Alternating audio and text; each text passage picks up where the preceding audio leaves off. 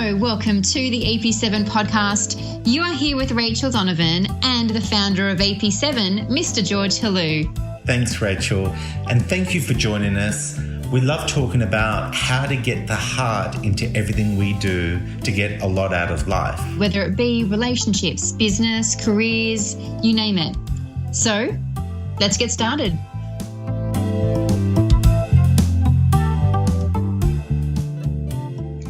So, George, the title of today's podcast is Expectation versus Non-Attachment. Yeah. So we're looking at the two sort of extremes and how they work. So we're talking about having expectations and not having any. And I hear both, don't I? Like, do you? Like, don't have any expectations if you want to be happy. And that's the key, or that. And yeah, I kind of see big problems with that. Yeah. But I also see what that saying is rebelling from, which is too high expectations where they're never met, so you're never happy.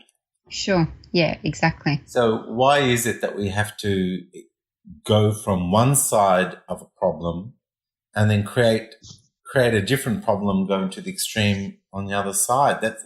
This is something that you and I should explore. I agree. What that magic middle looks like, where you do have healthy expectations, but also they're reasonable expectations, and that if you don't have them, you're definitely not going to be happy. However, having ones that are working for you and other people, otherwise, if no one can meet your expectations, you've pretty much sealed your fate, which is you're going to be grumpy pants all the time. And nobody wants to be a grumpy pants, really. No. Some people are a little bit proud of that status. I'm a grumpy pants. But generally, no. No. So where do we start with this? Should we start from the side of expectation? Have you had high expectations in your life of certain people or in a relationship, Rach? Yes. Yeah, of course. And did you get frustrated a lot because they could never meet those expectations? Well, I think it's more on myself. Oh. So what kind of expectations did you have of yourself? Did you need to be perfect?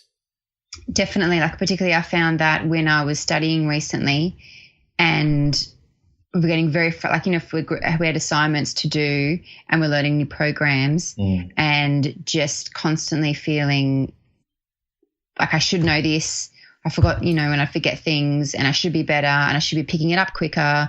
And I did have to remind myself I'm just learning and it is going to take time. But no, I felt I had pretty high expectations of what I wanted my ability to be like, and I didn't always meet that at all. So while it helped you push, in other words, it raised the bar and you were able to apply yourself more, you were punishing yourself along the way.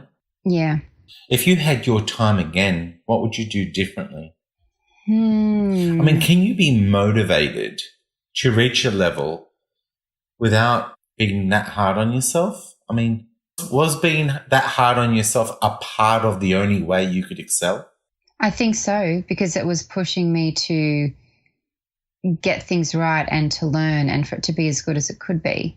So in other words, your level of discontentment and dissatisfaction was a motivator. Yeah, but it wasn't enjoyable. Okay.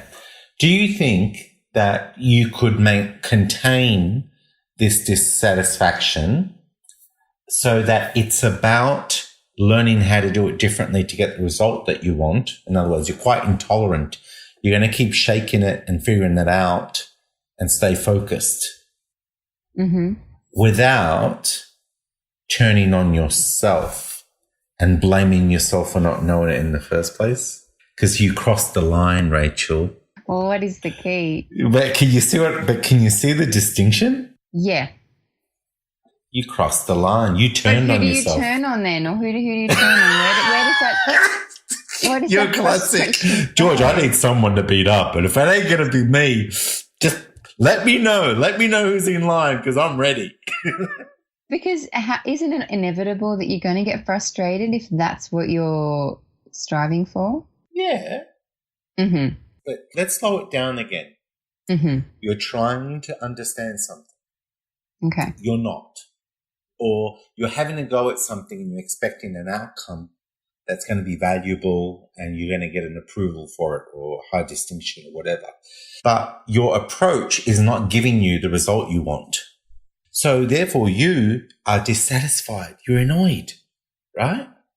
Now I'm with you.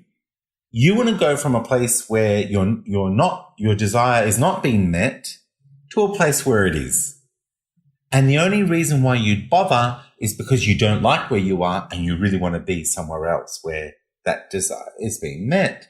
So far, so good? Mm-hmm. Okay. So it keeps your attention on it, doesn't it? Keeps you focused? Okay.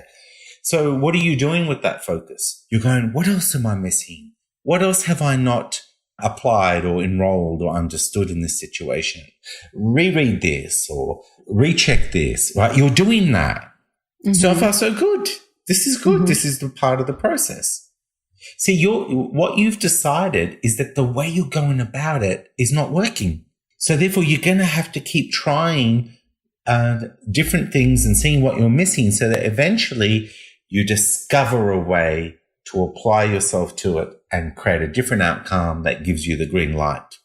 At what point in everything that I just explained was it relevant for you to turn on yourself and give yourself a hard time for not knowing it in the first place? But when you put it like that... Well, isn't that my job? Well, when you put it like that, hey, I'm arguing for your peace, your inner peace here. Because you're not fending your inner peace very well. Mm. So I'm going in there and I'm rallying for you. And I'm saying, can you have outcomes where you learn to be better, where you had higher expectations on delivery and you're pushing yourself to learn things? Yeah. Can you have that and have that permission not to have known it in the first place? Mm. And to have had to have gone through a process of not knowing, and being patient and sitting with it until you crack it. Like, why can't you be focused and motivated without flogging yourself?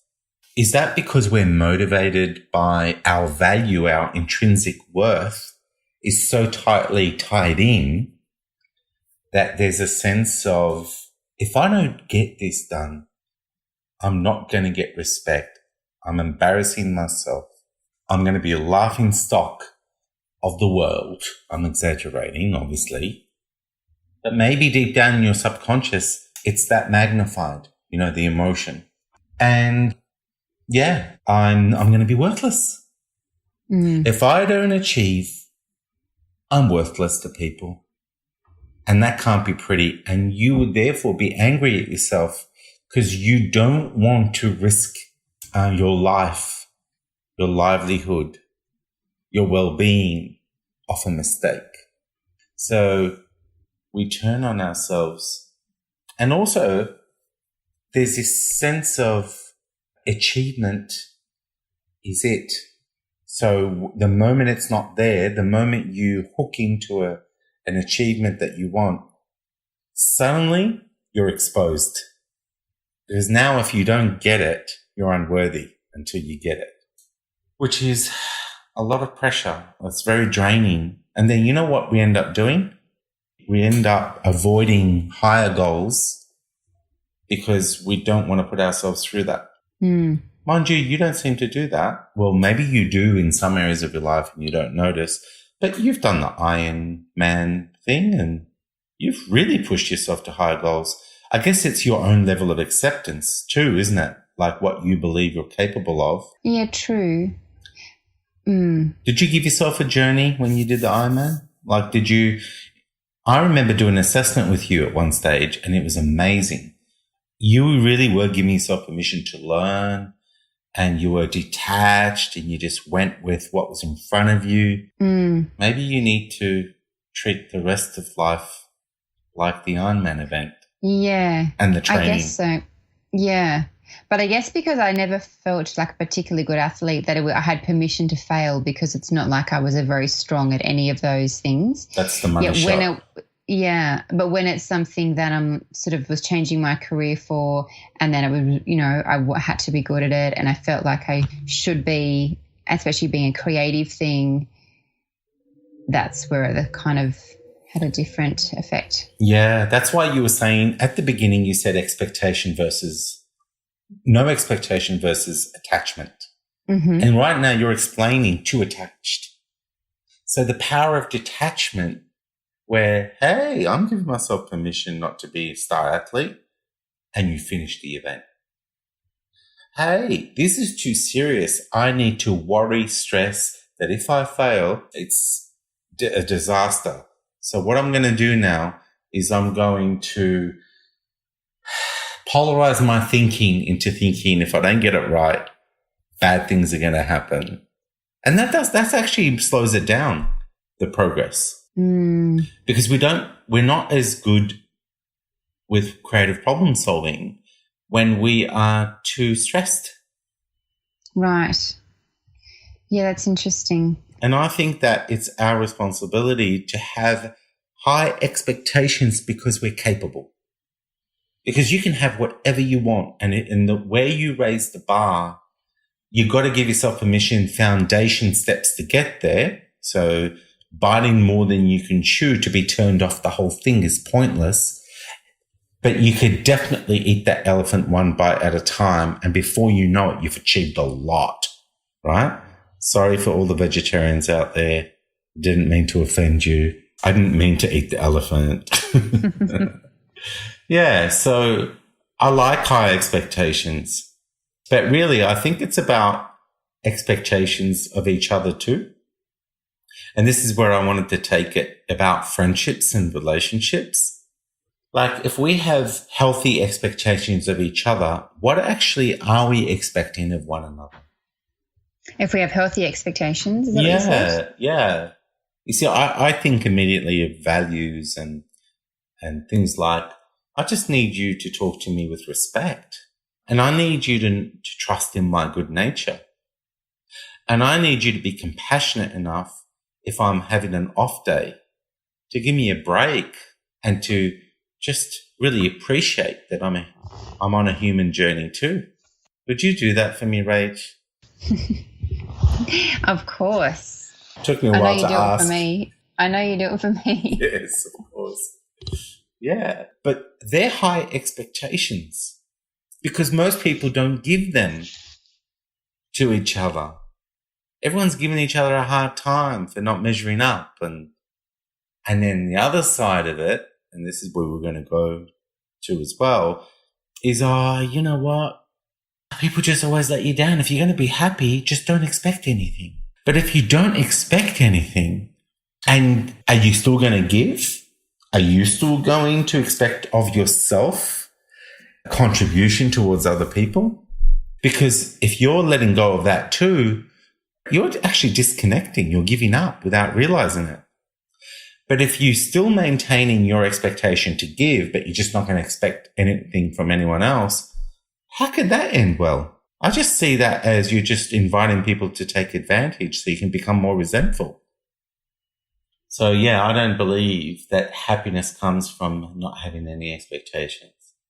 But obviously it's the type of expectations you need to have, which is, and it's obviously a balance of, I believe you're capable to treat me with respect. I believe you're capable of believing in my good nature. And if something looks off, to give me the benefit of the doubt and approach me seeking to understand rather than selling me down the river. I expect that you're capable of showing me affection, hearing me out if I'm having a bad day or I'm passionate about something. I expect that you want the best for me, and that if things are happening that are great in my life, you're genuinely excited. And if you can support me on that journey, you actually want to. I have those expectations. But I also expect, because you're human, that you can't be there for me all the time. And I don't want to try to find evidence that you're not a good friend if you can't be there for me all the time. Yeah. Because that kind of expectation is just dumb, unhealthy. And I expect that you've got your own insecurities, and sometimes you may doubt me. So yes, I have an expectation you shouldn't doubt me. But if you do doubt me, then I'm going to be compassionate because you're imperfect. And therefore, I'm going to invite you out of that by giving you more evidence to reassure you that if you're feeling vulnerable and down and now all the world is against you and I'm included in that vendetta, I will bombard you with love and evidence that I'm your rock. And if you want to deny that, I will give you space and show you what a healthy self-loving boundary looks like.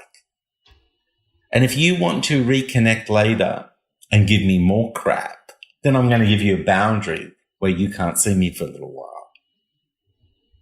You see? Because I expect when I give you time and space to reconnect with me, and I appreciate you're down, that you will then want to appreciate that and reconnect with me.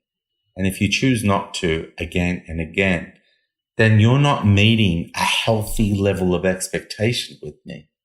And if you therefore feel like it's too high or you don't care to meet it, then you are incompatible with the kind of agreement I want that forms the foundation of a healthy friendship or relationship. So what can you hear me say, Rach? Like when I'm exploring the magic middle and I'm trying to contextualize it, it's almost like if you go too far, if you give someone too much rope, they're going to hang you and them together. Like no one loses. Sorry, no one wins. We all lose. Yeah, I've heard you use that analogy before about giving someone too much rope. Yeah. It's like you've got to sort of, it's give and take. But do you think we're enabling them? Like we're saying, oh, it's okay. You can just decide that you're not capable or worthy, even though there's, 60 million tons of evidence that you're worthy and capable. You can just deny the evidence.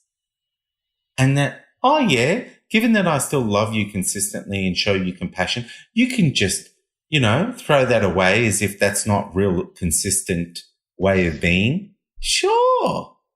No problem. Just deny everything good and hold on to everything crap. Yeah, no worries. I can roll with that because my self-esteem is so freaking low. I can't get any better than that. So I'm just going to hold on to that anyway. And yes, we do that. And we've done that. And I deal with it with clients all the time. And I have my own history with it. So we're not doing each other any favors when we lower the bar like that. And so what do? We raise the bar so friggin' high, we can't even meet it. Like it's almost a reaction to protect ourselves. It's like I'm sick of being an enabler. So now I need the perfect person in my life. And because that's crap, that's just not even realistic. We're so overprotective, now we're trigger happy. The moment someone looks like they're remotely, headed in that direction, we've lost our tolerance. Oh, we're too tolerant. And now we're intolerant. Yeah. And then we're wondering why we're lonely and we're not finding the right people, the right person in our life for a relationship or friendship.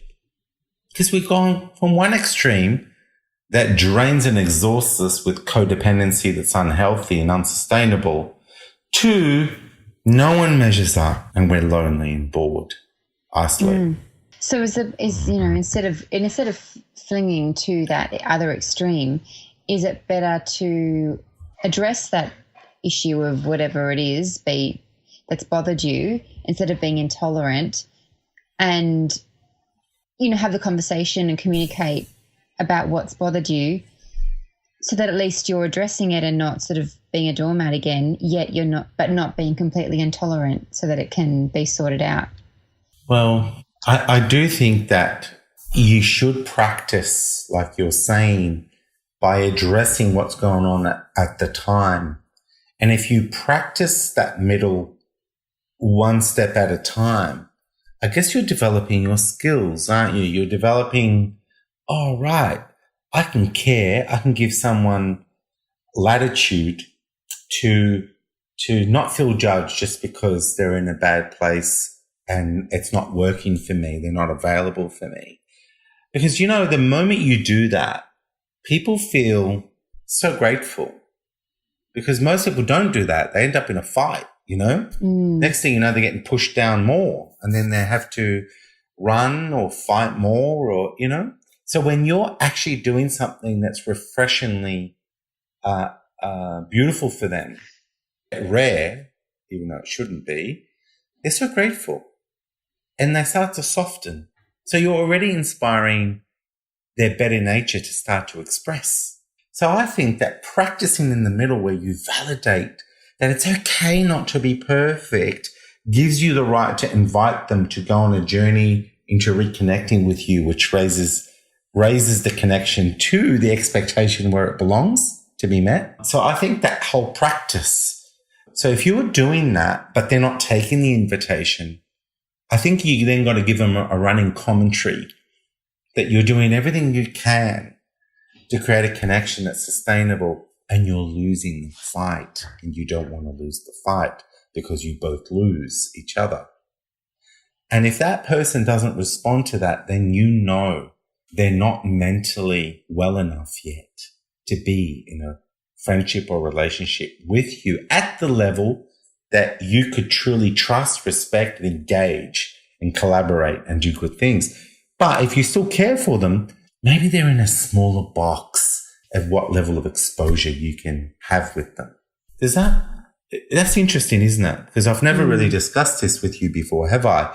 About if someone is behaving in a way that they're self-stereotyping themselves. They're saying, look, I'm too insecure. I'm too ultra-sensitive. And as much as I appreciate your efforts with me, I just don't have the level of courage to meet you in this better place, even though I wish I could. And it's not like they're saying all this. I'm just describing what their actions are saying. Yeah. And then you go, that's okay. So the unspoken thing that in the way you respond is, I get it. You're not at that level yet. I'm hoping you will be soon. I know you would want to be. But for now, why do I have to put all this undue pressure on you to meet up with me, engage me, interact with me at a high level? I can just be there for you in a really small, measured way that where my expectations have been so lowered, it's just simple. But you don't get too much of my time as a consequence.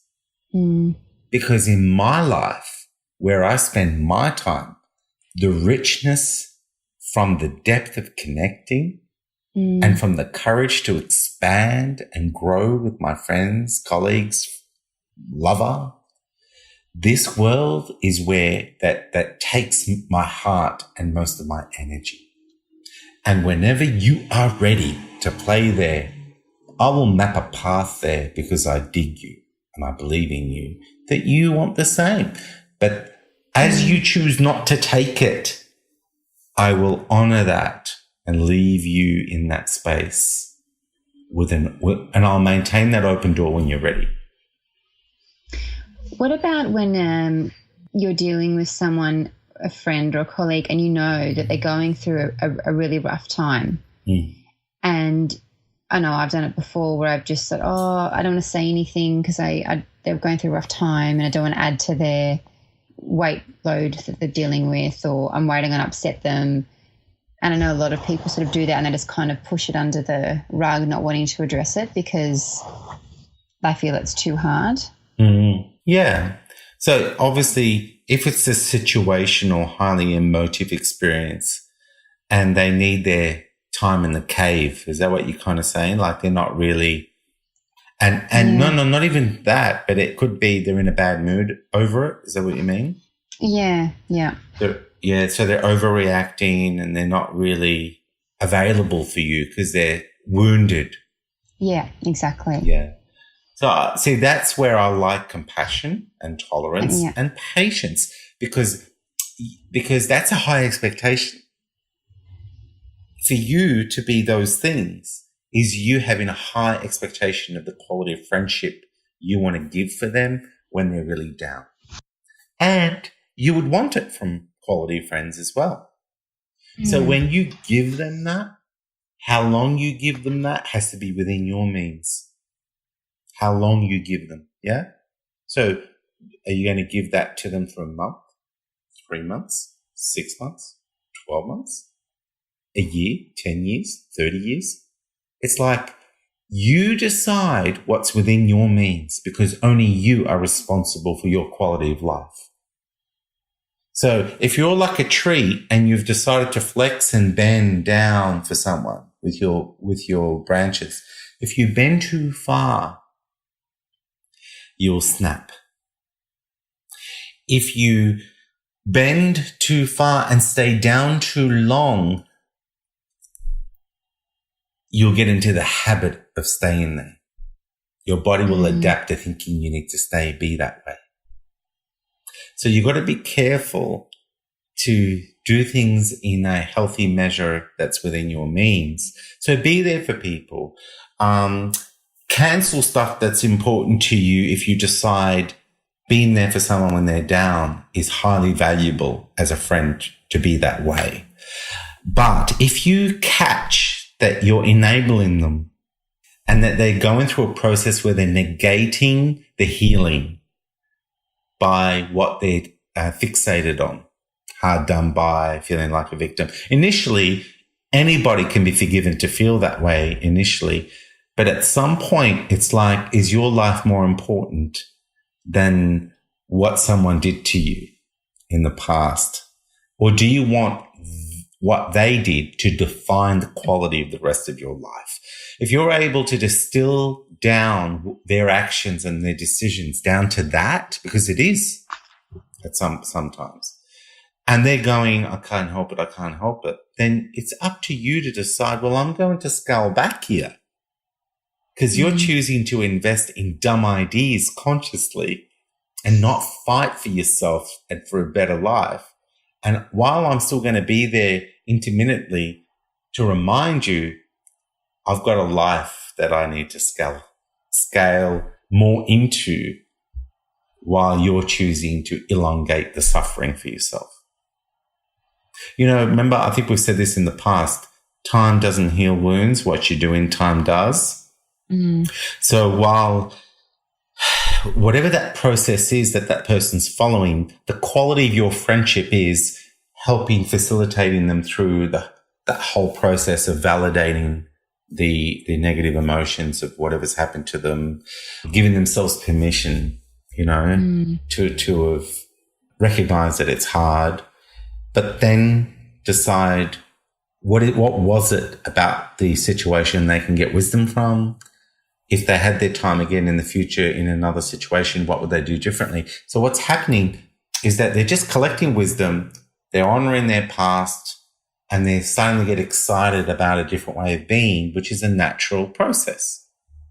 And I guess if they're not following the process, that would make sense, Rach, wouldn't it? To then go, well, that's okay. That's your free will to have your own process in your own time. But I'm not going to repeat myself, and we're not going to have the same types of conversations over and over if I feel you're starting to like the attention while you're down. And that's an interesting thing to say. You know, sometimes, unfortunately, we're so desperate not to be lonely that we create an identity out of our suffering and the things that have gone wrong for us.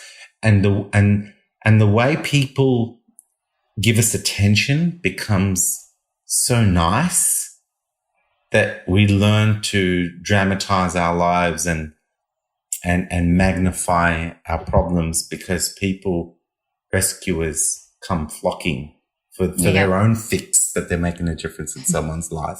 So which means we're creating an enabling relationship that's unhealthy. Well, that's a pretty good, I think we've covered quite well expectations and non-attachment.